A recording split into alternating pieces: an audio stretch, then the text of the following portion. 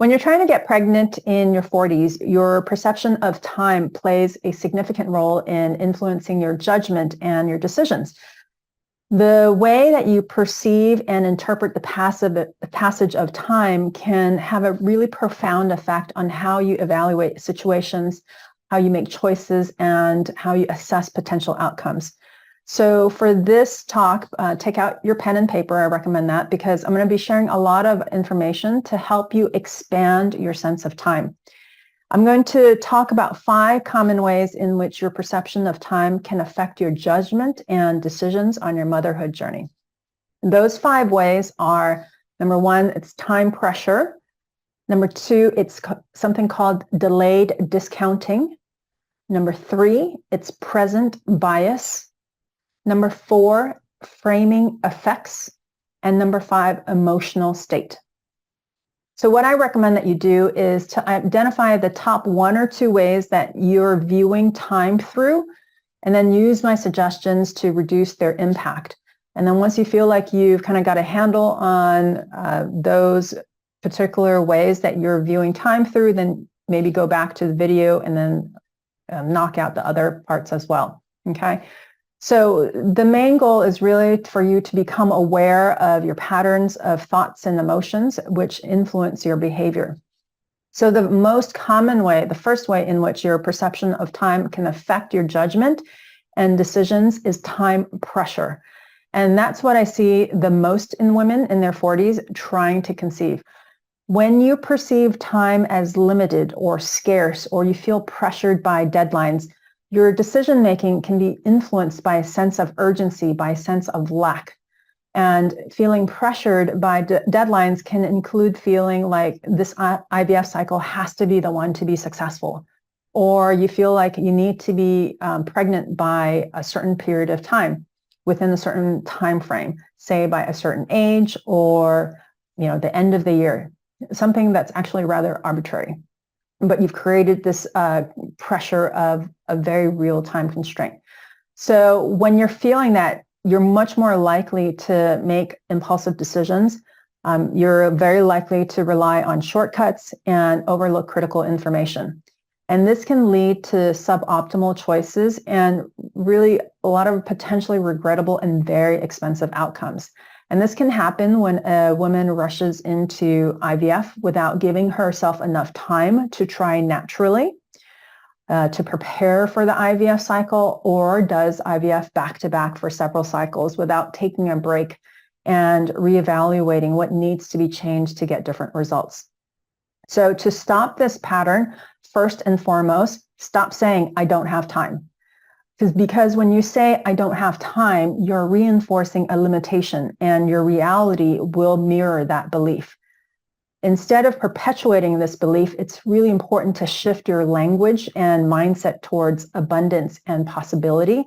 Rather than saying, "I don't have time," you can instead say, "I choose to prioritize my time." Or you can also say, "I have the time for what truly matters to me."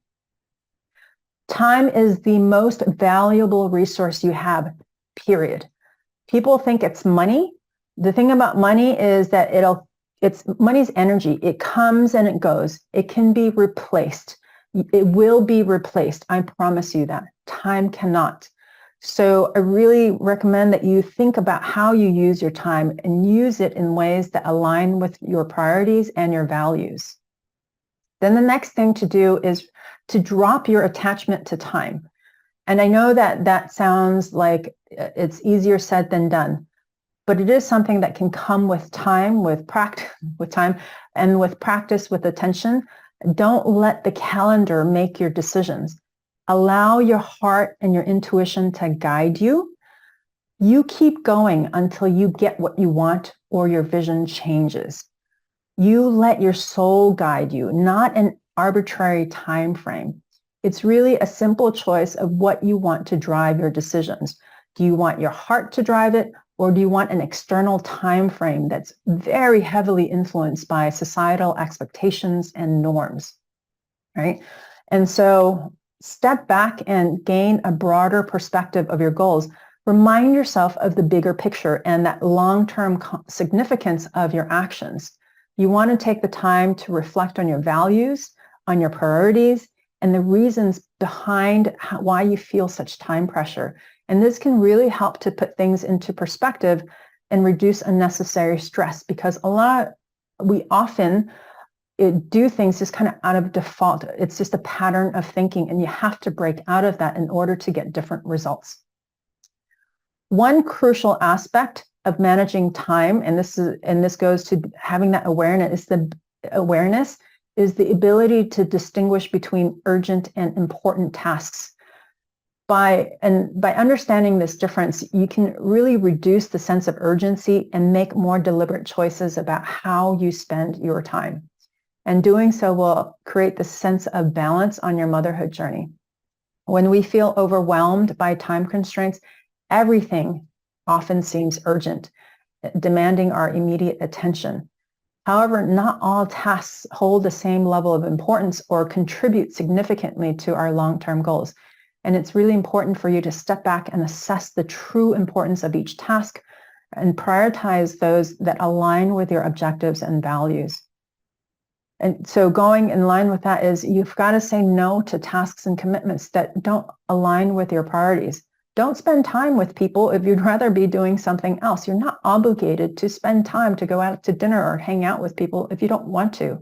It's not a reflection on them. It's not a reflection on you. If you'd rather choose doing that, just spending quiet time at home by yourself or with your partner, it's okay to say no. I'm giving you permission to do that.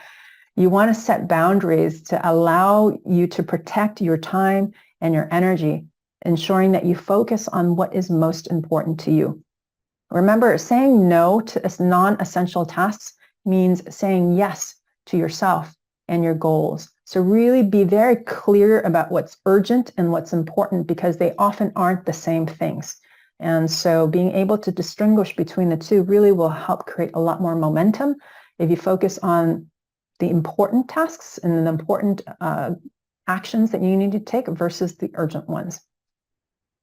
The second way in which our perception of time can affect our judgment and decisions is something called delayed discounting.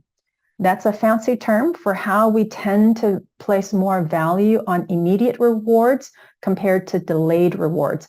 So we discount or devalue future rewards in order to feel good now. And we do this all the time. So this bias can impact decision-making by prioritizing short-term gains over long-term benefits. So for example, people may choose instant gratification, such as indulging in unhealthy food or impulsive purchases, rather than making healthier choices or saving money for the future. Delayed discounting happens when people underestimate or don't fully appreciate the importance of future rewards, like having a baby, especially when they're facing ongoing delays and challenges in getting pregnant. And so it's taking a lot longer, it's more difficult than they expected. So this leads to feeling frustrated, to feeling impatient or doubtful if the pregnancy is even possible. So as the time and effort required for conception increase, the value people attach to the future rewards, in this case the baby, can decrease, which might make them less willing to continue on the motherhood journey, and they can give up prematurely. Sometimes they might be right around the corner, but then they just kind of throw in the towel. And so that's something to be very aware of. It does happen quite a lot. All right. So to offset that feel-good part of instant gratification, you really want to have the bigger picture in mind, so you can practice delayed gratification by removing distractions. Scrolling through social media, binging on TV, Netflix, sugar, caffeine, alcohol, shopping, those provide instant gratification, provides that endorphin release, makes you feel good and satisfied and pleasurable. It just feels amazing. But they're typically very impulsive actions. And instead, you want to think about the long term and act in alignment with what you want. So it's going to require you to be more patient, have more self-control, and be faithful to your vision. Recognize that these are often coping mechanisms to avoid feeling the emotions that you're experiencing at the present moment. So it's just a way of not feeling those emotions, and they're typically emotions like boredom or frustration, or just being generally dissatisfied with either yourself or with the external circumstances. And so being very cognizant and aware of that you're avoiding the situation by doing these other activities can help you recognize your actions. The third way in which our perception of time can affect our judgment and decisions is present bias. So a person experiencing present bias may prioritize immediate desires or needs over the long-term goals, the long-term fertility goals. They might focus more on the present challenges or disappointments that's associated with trying to get pregnant, rather than considering the long-term benefits and the potential joy of becoming a mother. So this bias may lead to impulsive decision-making or giving up too soon on the motherhood journey. It's related to delayed discounting of wanting that instant gratification, that immediate gratification over the delayed rewards.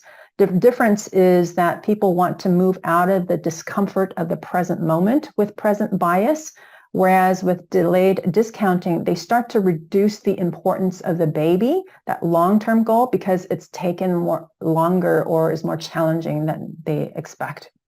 So the external manifestation of making impulsive decisions and not looking at the long game is actually very similar, but the root cause is different. And understanding what the root cause is will allow you to identify different strategies to resolve the issue. So I see present bias when women prioritize medical treatments before they're ready physically, emotionally, and spiritually. They'll keep doing cycle after cycle, hoping for a different result when nothing has improved internally. Instead, they're worn out, their ovaries and their bodies exhausted, and they know it, but they keep going.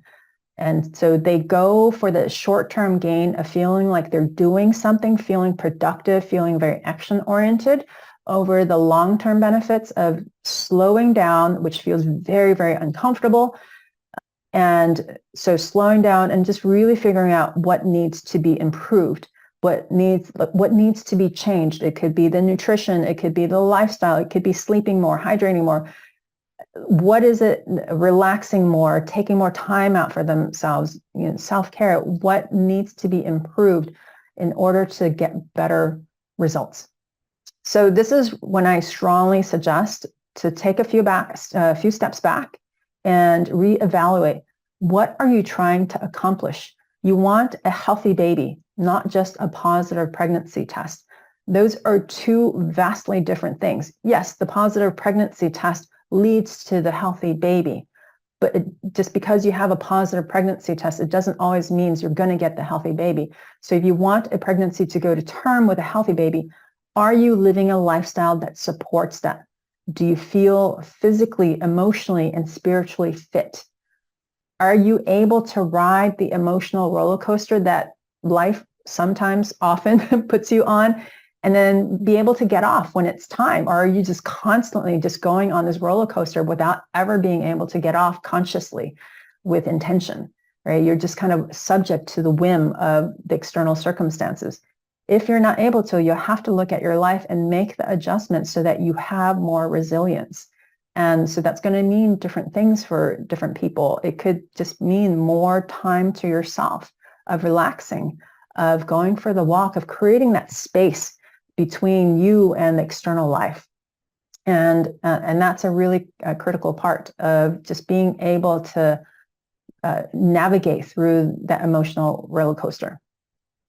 So another common scenario is when when women prioritize work over having the baby. Wherever your baby is on your priority list, your results will reflect that.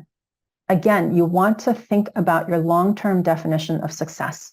If family is part of that picture, then remember that you only have a few short years to work on that aspect of your life. Your work will always be there for the rest of your life. I promise you that there is plenty of work for you to do, especially if you're working for someone else. There's plenty for you to do. And so I really encourage women to think about that very seriously in terms of whether or not the work is the bigger priority than the family. And if it is, then that's fine. There's no shame in that. But again, you have a short period, relatively short period of time to work on the baby part, on the family part. I love visiting cemeteries when I visit a new city. I love it. I know it's weird, but I really love it when they have guided tours. So like the bigger, more well-known cemeteries will have guided tours, and I did one in London last year. And man, and I love it because the stories are so fascinating, and it's such an engaging way to learn history. I don't read books about history. I don't like history books generally. I just don't find it very interesting. And so this is a great way to learn history. And so I'll walk through the cemetery, and I love seeing the headstones because they're just so beautiful. Some of them paid an enormous amount of money to have these beautiful headstones, and the simple ones are just magnificent as well. The inscriptions on them just are so meaningful. I see very few headstones with their profession engraved on it, and it's usually because they're someone famous, or they're like a doctor or something like that. That's when it's on there. But I see a lot of like mother, father, and other familial connections like daughter, son. For most people, that's how we want to be remembered, not by our careers. So it's your decision, and there's no shame in what you choose, but you may want to think about 10 years, 20 years, 30 years down the line, not just now when it comes to how you prioritize work for the immediate and near future. Because in 10 years, does that promotion really matter to you if you don't feel like you gave it your all for the family? So I'm just saying, it's something for you to consider for those of you who kind of put themselves in that type A category of like work's really important, that you may want to rethink that strategy. Okay. The fourth way in which our perception of time can affect our judgment and decisions, it's called framing effects. Framing effects refer to how the presentation or framing of information can influence perceptions, can influence your attitudes and your decision-making ability as it relates to the motherhood journey. The way information is framed can really impact how you perceive your chances of getting pregnant, how you see your options, and your emotional state. So positive framing involves presenting information in a way that emphasizes the potential for success, hope, and positive outcomes related to getting pregnant. For example, highlighting the stories of women who have successfully conceived in their 40s, which I have on this channel and on my website. You can look through that. Focusing on the joy of being a mother or emphasizing the effectiveness of certain fertility treatments, that's positive framing. And that can create a sense of optimism, motivation, and belief in the possibility of achieving pregnancy and having your healthy baby. And this is a really great way of enhancing your fertility journey. Negative framing, on the other hand, involves presenting information that emphasizes the challenges, the difficulties, or risks associated with getting pregnant. This can include focusing on statistics about low success rates, potential complications, or the emotional toll of fertility struggles.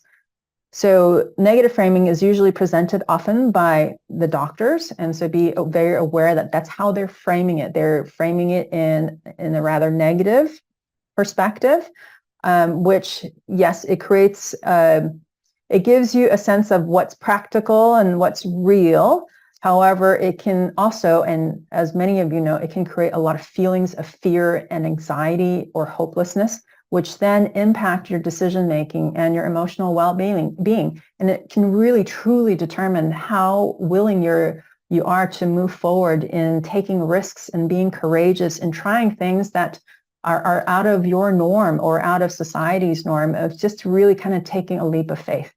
So that negative framing can really, really hinder you. And I really suggest that you think really long and hard if this is a large lens that you view through, because it will really severely impact your ability to create intentionally the future that you want.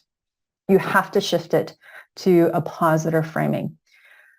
And another way of framing can affect you is how you frame the challenges, which are always going to come up as you live life. They are part and parcel of just living life. How you frame the challenges, how you view them, will determine how easily you navigate them.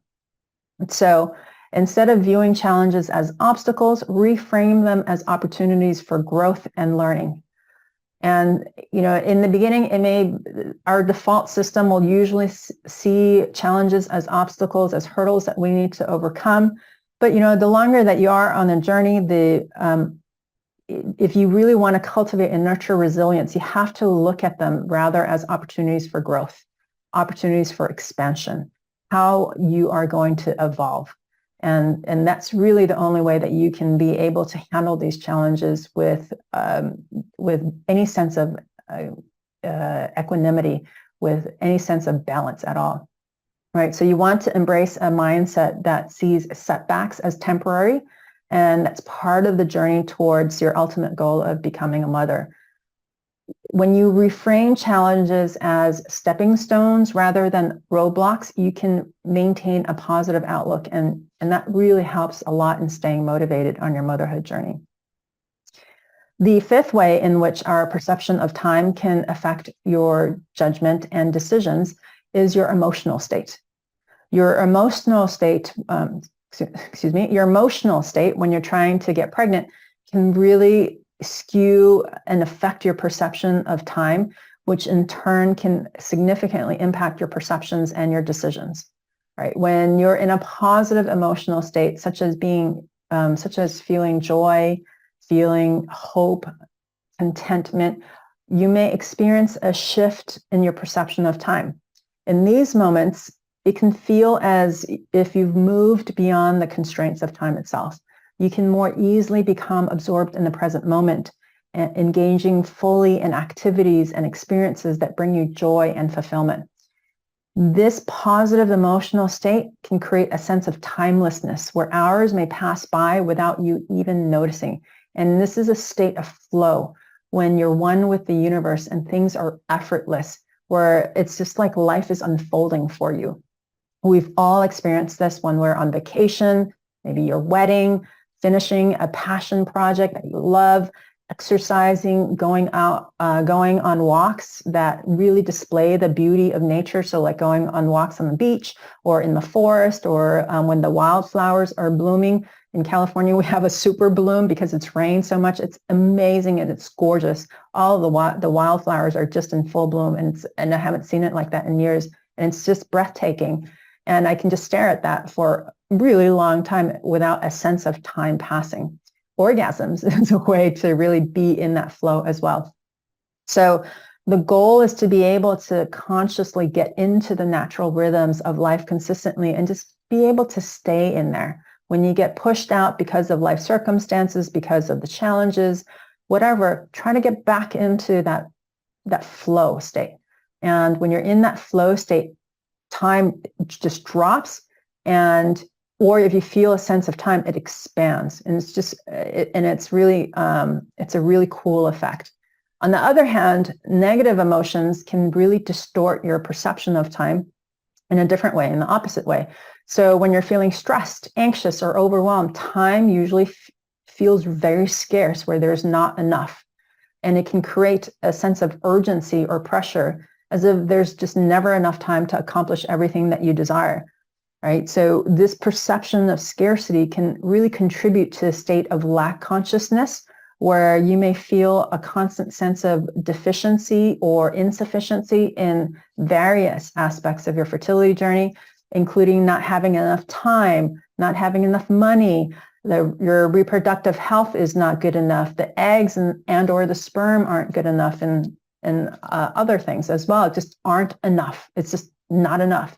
And in this state of lack consciousness, negative emotions can really continue to perpetuate a cycle of worry, stress, and a really heightened focus on what seems to be missing or insufficient. So you're going in circles and you can't get off that cycle.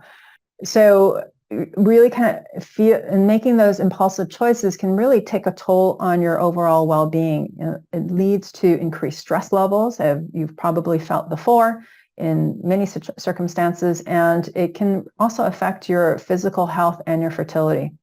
So I just really invite you to nurture a positive emotional state and experience for yourself so that you can help to reduce your stress levels, you can make better decisions, you can navigate your motherhood journey with just a greater sense of well-being and resilience. It's really important to be aware of how your perception of time can affect your judgment and decisions.